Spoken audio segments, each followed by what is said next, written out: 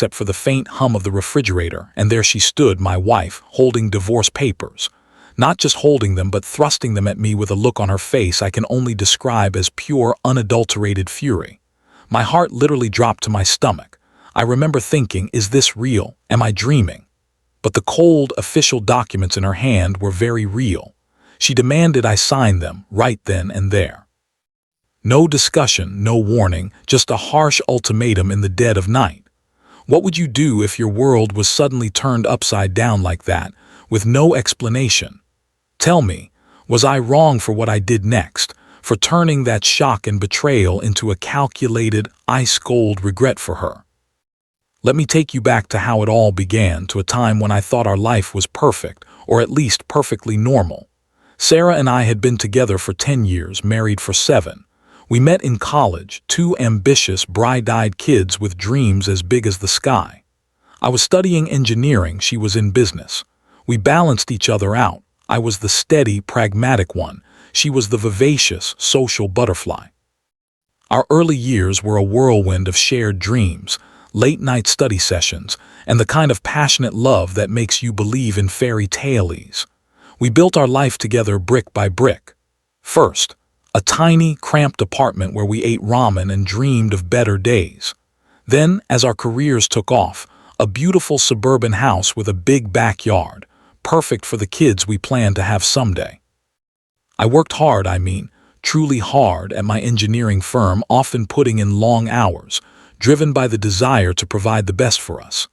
Sarah, with her sharp business acumen, quickly climbed the corporate ladder herself, becoming a marketing director at a thriving tech company. We were a power couple, or so I thought. We had our routines, our inside jokes, our shared history. Every Friday night was movie night. Every Sunday morning was pancake breakfast. We talked about everything, our day, our future, our hopes, our fears. Or at least I thought we did. Looking back, I can pinpoint the moment things started to shift, subtly at first, like a slow-moving tectonic plate. It was about a year ago. Sarah started traveling more for work, which was understandable given her role. But the work trips became more frequent, and her once-eager calls and texts grew shorter, more perfunctory. She'd come home exhausted, sometimes irritable and less interested in our usual routines. When I tried to talk to her, she'd brush it off, blaming stress, deadlines, the usual corporate jargon. I believed her because why wouldn't I? She was my wife, my best friend, my partner. The person I trusted above all else. I tried to be supportive, making sure dinner was ready when she got home, taking care of the housework, giving her space when she seemed overwhelmed. I thought I was being a good husband, helping her navigate a demanding career. But the distance grew. Our conversations became superficial. The spark that once lit up our home seemed to dim, replaced by a quiet, unsettling tension. I'd lie awake at night, staring at the ceiling, wondering what was happening. Was it just a phase? Was it me? Was I not doing enough? I even suggested couples counseling, gently, carefully, trying not to offend her. She scoffed, saying we didn't need therapy. We just needed a vacation, some time to de-stress. I booked a romantic getaway to an island resort, hopping to rekindle what we had. We went, and for a few days it felt like the old us. We laughed, we swam, we talked late into the night. I felt a glimmer of hope. But as soon as we were back home, the distance returned, more pronounced than ever. She started spending more time on her phone, always careful to angle it away from me. She'd be gone for hours, claiming to be working late or meeting clients, but her explanations felt increasingly flimsy. My gut started screaming at me, but I pushed it down. I didn't want to believe it. I didn't want to confront the possibility that the woman I loved, the woman I had built my entire life with, was betraying me. I was in denial, living in a fragile bubble of manufactured normalcy. One evening she came home later than usual, smelling faintly of a cologne I didn't recognize, and with a faint, almost imperceptible red mark on her neck, partially hidden by her hair. My heart pounded. I tried to ignore it, to rationalize it, but I couldn't. That night I couldn't sleep. I felt a cold dread settle in my bones. The next few weeks were a blur of suspicion and quiet agony. I started paying closer attention, noticing the small details, the way she'd jump when her phone buzzed, the hushed phone calls she'd take in another room, the vague answers to simple questions about her day. It was like watching a slow-motion car crash, powerless to stop it. I finally reached a breaking point. I decided to confront her, not with anger but with a plea. I wanted to understand. I wanted to fix whatever was broken. I sat her down one Saturday morning, pouring her a cup of coffee, and tried to talk. I told her I felt a disconnect, that I was worried about us. I asked her directly if there was someone else. Her reaction was a mixture of shock, anger, and immediate defensiveness. She accused me of being paranoid, insecure, controlling. She said I was suffocating her, that I was imagining things. She stormed off, locking herself in our bedroom for the rest of the day. I was shattered. I felt like I was losing my mind. Was I really just imagining all of this? Was I the problem? I started doubting myself, questioning my sanity. But the nagging feeling, the deep-seated certainty that something was terribly wrong, wouldn't go away. Then came the night, that awful, unforgettable night.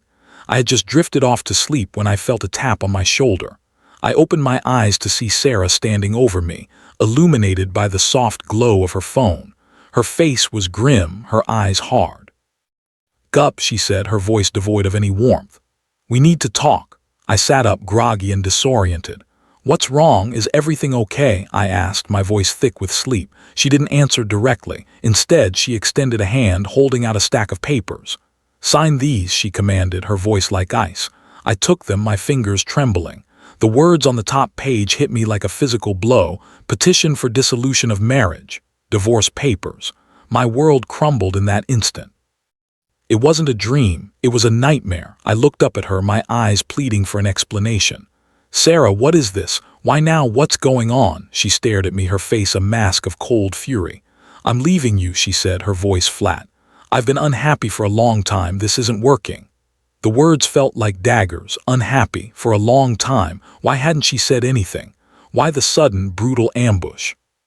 "Is there someone else?" I asked, my voice barely a whisper, dreading the answer.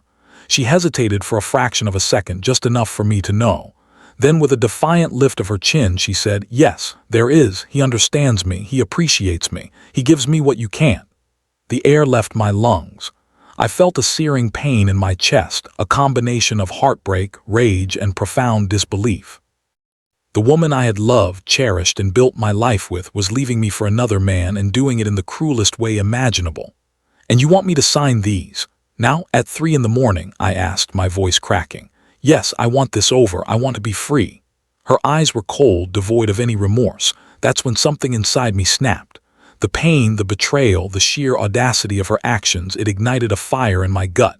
I looked at the papers, then at her. My mind raced. She wanted to be free. She wanted me to just roll over and sign away everything we had built, everything I had sacrificed for. Not a chance. Not without a fight. Not without her regretting this moment for the rest of her life. So that's the situation I was in, and I had to make a choice. Before I tell you what happened next, I want you to pause and comment below what you would have done in my shoes. Would you have signed the papers quietly? Would you have begged? Or would you have found a way to make her truly regret her actions? I took a deep breath, forcing myself to calm down, to think logically through the storm of emotions raging inside me.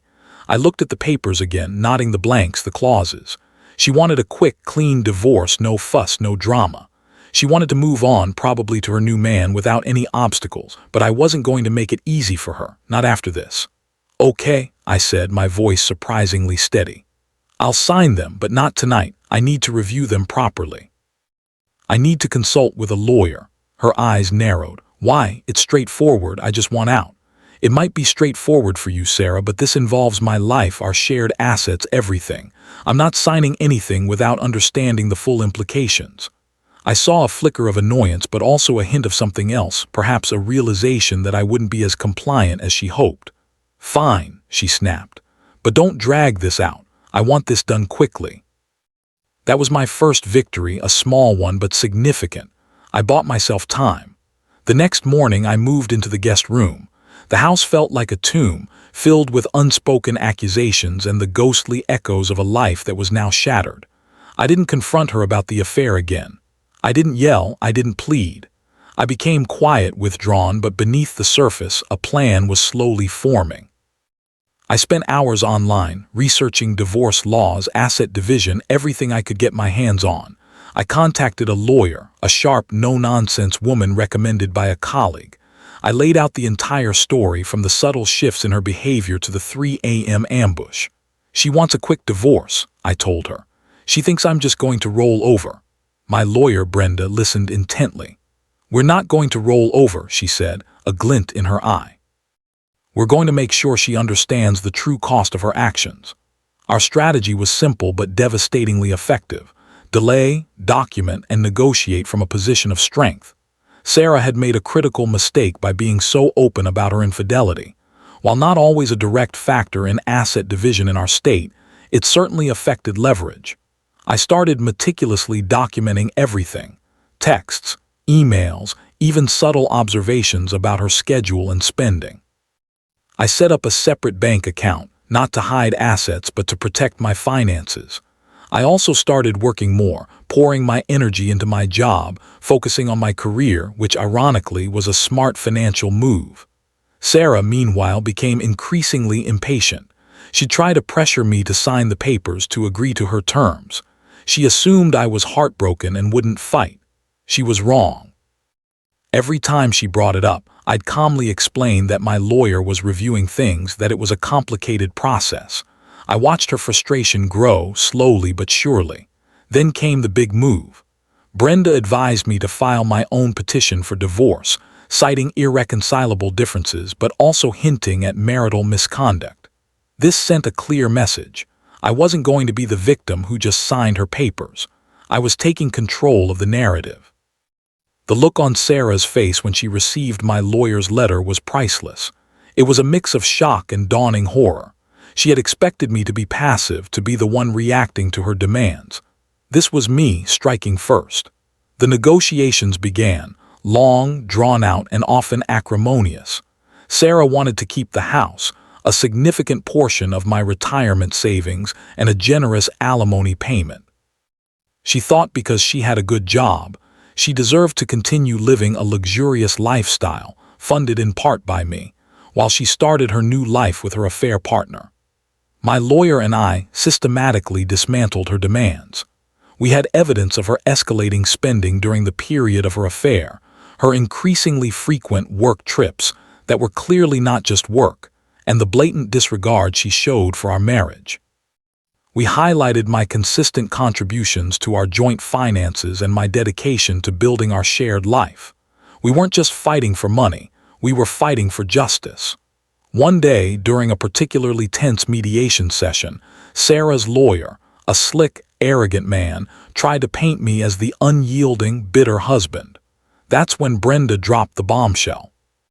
She calmly presented evidence: text messages, flight itineraries, even a few discreetly obtained photographs that definitively proved Sarah's affair and the extent of it. The affair partner was a senior executive at her company, a man with a wife and children. The room went silent. Sarah's face drained of all color. She looked at me, not with anger this time, but with absolute dread. Her lawyer stammered, clearly blindsided. He hadn't been fully informed of the extent of her indiscretion, or he hadn't believed it would be used so effectively against her. This wasn't just about my hurt anymore. It was about public exposure, professional reputation, and potentially her affair partner's marriage and career. The leverage had shifted completely. The tables had turned. Sarah's carefully constructed narrative of me being the problem, the reason for her unhappiness, collapsed. Now she was the one cornered.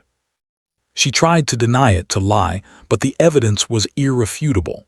Brenda pointed out the potential ramifications if this information became public, not just for Sarah, but for her married affair partner, potentially jeopardizing his job and exposing his family.